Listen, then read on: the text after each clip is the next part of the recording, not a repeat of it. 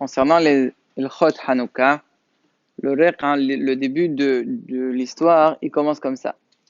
Le Rambam, il dit que, il ramène, c'est au nom d'une braïta, que dans Troufa de Baït Sheni, donc à l'époque du deuxième Beth Amikdash, vers le milieu, comme ça, il a duré un peu plus de 400 ans, vers le milieu, comme ça, il y avait les Goïm, Ishtelto en Israël, ils ont pris c'est eux qui ont dirigé le pays, ils ont fait beaucoup de problèmes au Béné Israël, ils les ont empêchés d'étudier la Torah, ils les ont empêchés d'appliquer leur Yahadut, ils sont rentrés au Beth Amikdash, ils ont fait beaucoup de plaços, ils ont fait un carnage, ils ont rendu tout tamé, etc. Jusqu'à que les Béné Israël, ils souffraient énormément, jusqu'à que Kadosh Baruch il a eu pitié d'eux, et il a donné justement, il a fait un miracle pour leur Israël, que les Hashmonaïm, ils ont gagné, ils ont réussi à les vaincre.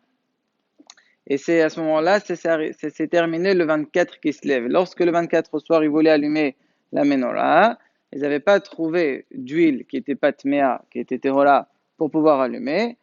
Et il y a eu un miracle, ils ont trouvé par Shemen Echad, Bechotamo Shel Kohen Gadol. Ils ont trouvé une feuille d'huile et avec ça, ils ont pu allumer. Et le temps d'amener une autre huile, ça a duré 8 jours. Et pendant ces 8 jours-là, cette feuille, elle est allumée. Donc c'est pour ça que les Hachamim ces jours-là, ces 8 jours-là de Yemé Halel Voda'a, pour remercier Hachem et pour se rappeler du miracle qu'il nous a fait. Ça, c'est le reqa de Misot Hanouka. Maintenant, dans le Beth Yosef, il ramène la question, comment ça se fait qu'on fait un miracle 8 jours? Le miracle, il a duré en réalité que 7, puisque le premier soir, il y avait une fiole. Donc, il est où le miracle? Dans cette question, il y a des dizaines de réponses.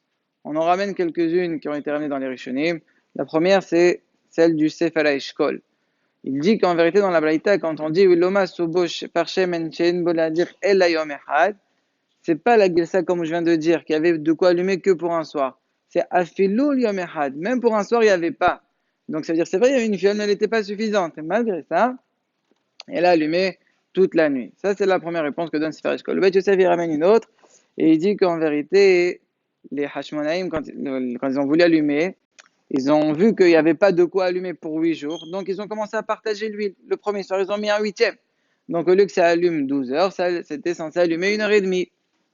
Et Akadosh Baruch il a fait un miracle que cette quantité-là, elle allumait toute la nuit, et ainsi de suite. Donc même le premier soir, il y avait un miracle. Sur ça, le Plehadash, il est holer. Il dit, comment c'est possible de dire qu'ils ont fait ça? Mais voilà que on n'a pas le droit d'être sommaire sur le NES. Maintenant, toi, tu as de quoi allumer pour un soir, tu allumes un soir. Demain, il a Hashem. Il y a une eframina dans la lacha entre ces deux réponses-là. Si un rani, il n'a pas d'huile, ici qu'il n'en aura pas pendant les 8 jours, et il a de quoi allumer un soir.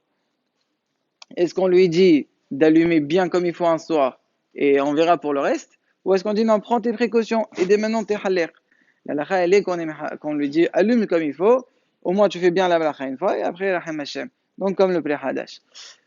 Troisième réponse, donc le Plei Hadash répond autrement. Troisième réponse que ramène encore, cette fois c'est le Sefer HaEshkol encore une fois, qui dit qu'en vérité, il y a quelque chose d'étonnant.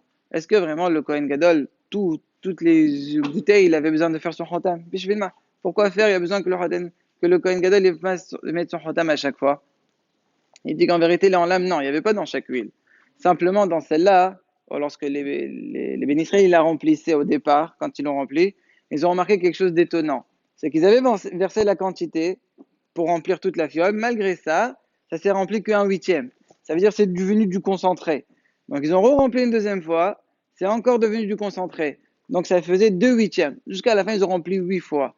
8 fois pour qu'elle se remplisse complètement.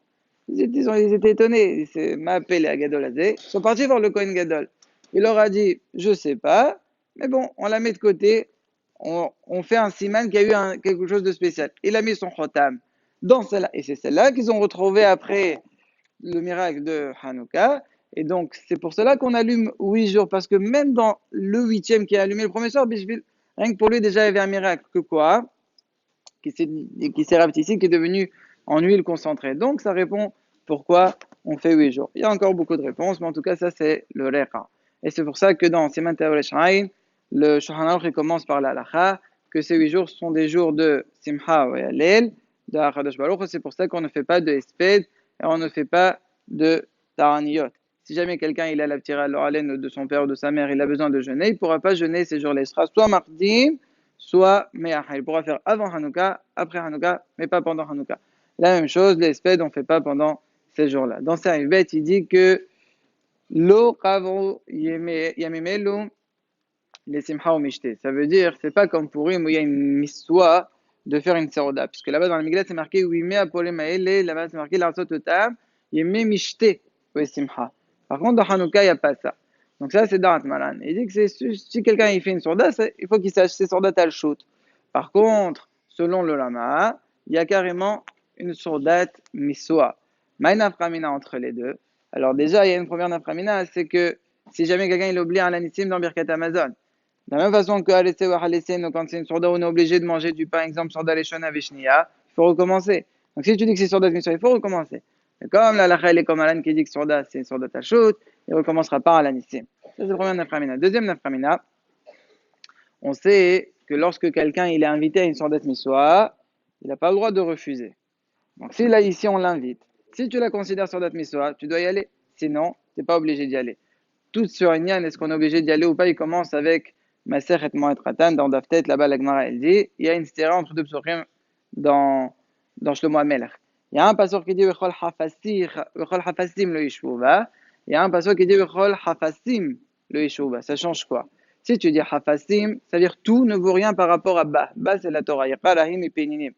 Donc il n'y a rien qui vaut la Torah. Et d'un autre côté, on dit, tes préoccupations à toi, elles ne valent pas.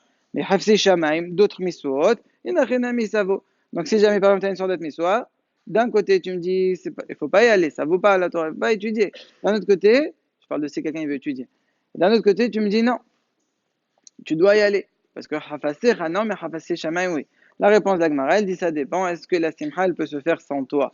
Si jamais il y a 10 personnes sans toi, tu n'es pas tout. Mais s'il n'y a pas, alors là, tu dois y aller. Alors maintenant, une personne, à chaque fois que... Il n'y a pas seulement ça, il y a aussi, si jamais il y a 10 personnes, mais par exemple le Hatan, il a besoin de quelqu'un qui lui joue un cliché, il a besoin de quelqu'un qui lui joue de la guitare. Et il n'a pas trouvé, il n'y a que toi qui lui fait, surtout toi tu es gratuit, donc il a trouvé que toi. Alors la simha, elle peut se faire que avec toi. Est-ce que tu dois être mitbatel? Les chaora, selon la Gemara que je viens de citer, oui, tu dois être mitbatel. Ok, il y a 10 personnes, mais la simha, il manque quelque chose sans toi. Malgré ça, il faut savoir que les Hanonim, ils ont dit que non, il y a encore un point. C'est que c'est vrai qu'il y a une miswa d'aller à une sourate miswa, mais il y a aussi une miswa de connaître la Torah. Et quand, tant que quelqu'un ne connaît pas tout le Shulchan Aruch, quand je dis tout le Shulchan Aruch, je ne parle pas que d'Orachaim. Orachaim, Yoredea, Eben Aezer, Hoshen Ishpat.